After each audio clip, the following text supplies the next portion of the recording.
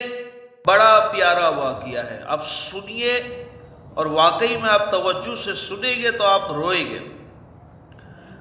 حضرت سیدنا ابو الحسین دراج، یہ بھی اللہ تعالیٰ کے ولی ہے، علیہ رحمت اللہ الوہاب، فرماتے ہیں ایک سال میں اکیلا حج پر روانہ ہوا اور تیزی سے منزلیں طے کرتا ہوا قادسیہ جا پہنچا۔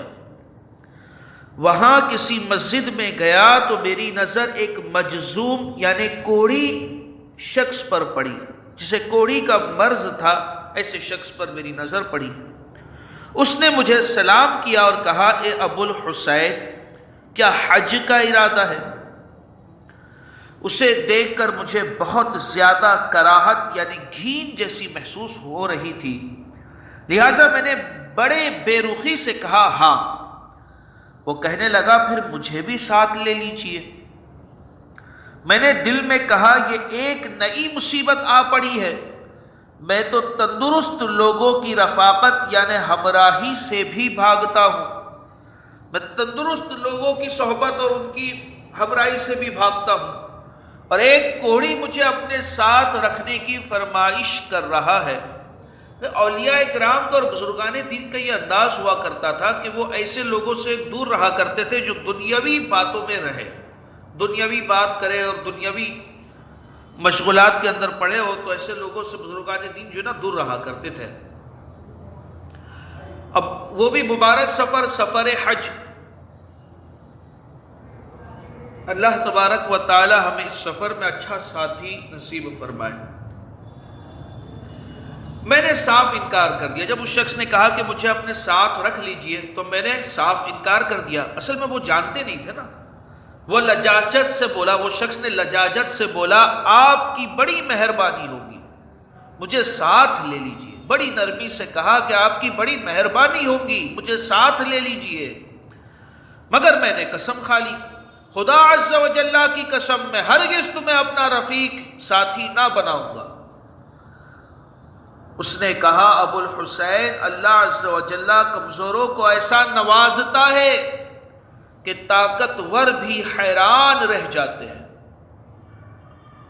میں نے کہا، تم ٹھیک کہتے ہو، مگر میں تمہیں ساتھ نہیں رکھ سکتا۔ عصر کی نماز پڑھ کر میں نے دوبارہ سفر شروع کیا اور صبح کے وقت ایک بستی میں پہنچا تو حیرت انگیز طور پر اسی کوڑی شخص سے ملاقات ہوئی۔ اس نے مجھے دیکھتے ہی سلام کیا اور بولا، اللہ عز و جل کمزوروں کو ایسا نوازتا ہے کہ طاقتور بھی حیران رہ جاتا ہے۔ اس کی یہ بات سن کر مجھے اس کے بارے میں عجیب و غریب خیالات آنے لگے۔ بہرحال میں وہاں سے روانہ ہوا۔ جب مقام قرعہ پہنچ کر نماز پڑھنے مسجد میں داخل ہوا تو اسے بھی وہاں بیٹھے دیکھا۔ اس نے کہا، اے ابو الحسین، اللہ عز و جل کمزوروں کو ایسا نوازتا ہے کہ طاقتور بھی حیران رہ جاتے ہیں۔ یہ سن کر مجھ پر رقت طاری ہو گئی اور میں نے بڑے ادب سے عرض کی، حضور میں اللہ غفار عز و جل سے معافی کا طلبگار ہوں اور آپ سے بھی درخواست کرتا ہوں کہ آپ بھی درگزر فرما دیجئے، اور آپ سے بھی درگزر کا خواستگار ہوں، مجھے معاف فرما دیجئے۔ فرمانے لگے، یہ آپ کیسی باتیں کر رہے ہیں؟ میں نے عرض کی، مجھ سے بہت بڑی غلطی ہو گئی کہ آپ کے ساتھ سفر نہ کیا۔ دیکھیں، یہ انہیں جانتے نہیں تھے، ہے نا۔ برائے کرم مجھے معافی سے نوازتے ہوئے شریک سفر کر لیجئے۔ فرمایا، آپ مجھے ساتھ نہ رکھنے کی قسم کھا چکے ہیں۔ انہوں نے تو قسم کھا لیے تھے اور میں آپ کی قسم نہیں توڑوانا چاہتا۔ تو میں نے کہا، اچھا پھر اتنا کرم فرما دیجئے کہ ہر منزل مطلب رکنے کی جگہ، ہر منزل پڑاؤ پر اپنی زیارت کی ترکیب فرما دیجئے، انشاءاللہ عز و جل۔ انہوں نے کہا، فرمایا، انشاءاللہ عز و جل یہ چیز ہو جائے گی۔ پھر وہ میری نگاہوں سے اوجھل ہو گئے اور میں بھی آگے بڑھ گیا۔ اللہ عز و جل کے اس نیک بندے کی برکت سے باقی سفر میں مجھے بھوک اور پیاس اور تھکاوٹ کا احساس تک نہ ہوا۔ نیک لوگوں کی برکتیں دیکھیے۔ الحمدللہ عز و جل مجھے ہر منزل پر اس بزرگ کی زیارت ہوتی رہی، یہاں تک کہ میں مدینۃ المنورہ زاہد اللہ شرفا و تعظیما کی مشک بار فضاؤں سے فیض یاب ہوا۔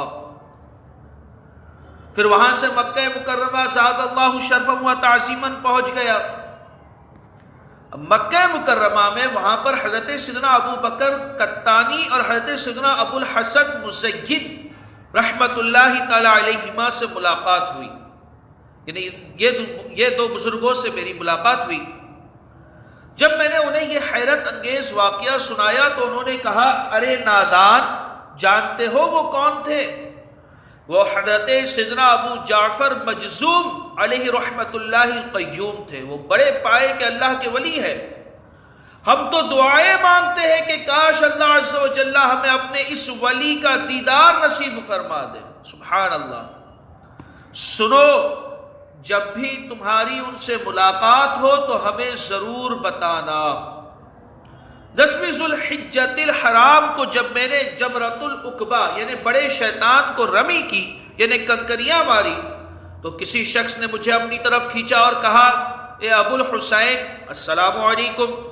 جیسے ہی میں نے پیچھے مڑ کر دیکھا تو میرے سامنے وہی بزرگ یعنی حضرت سیدنا ابو جعفر مجذوم علیہ رحمت اللہ القیوم موجود تھے۔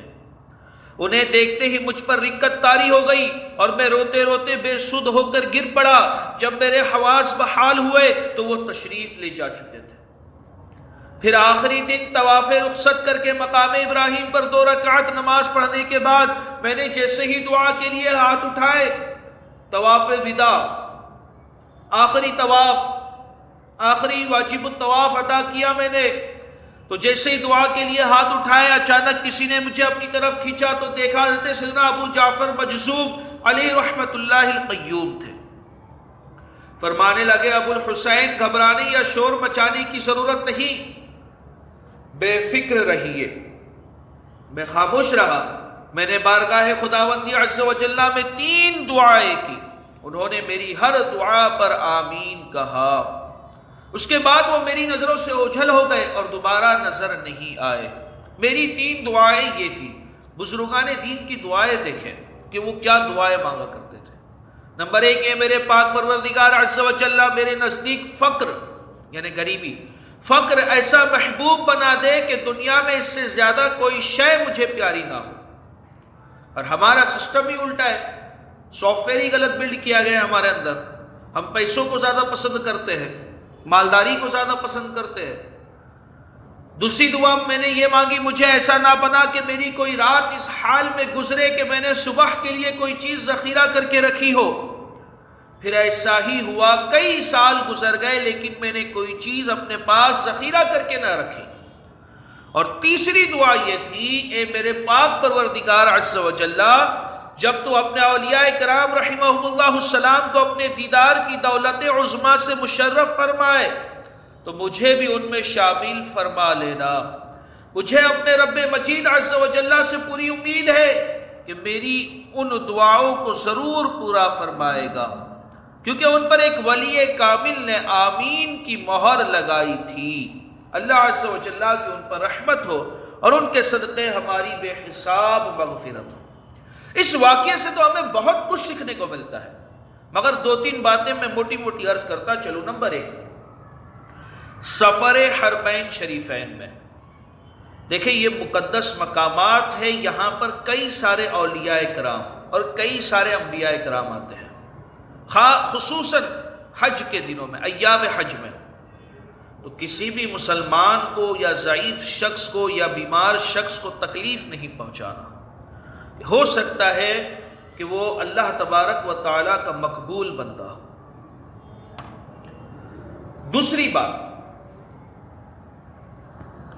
کہ اولیاء کرام مقام ابراہیم کے پاس دعائیں مانگا کرتے ہیں۔ انہوں نے مقام ابراہیم پر نماز ادا کی اور دعا مانگی، یہ مقبولیت کا مقام ہے، یہاں دعائیں مانگیں۔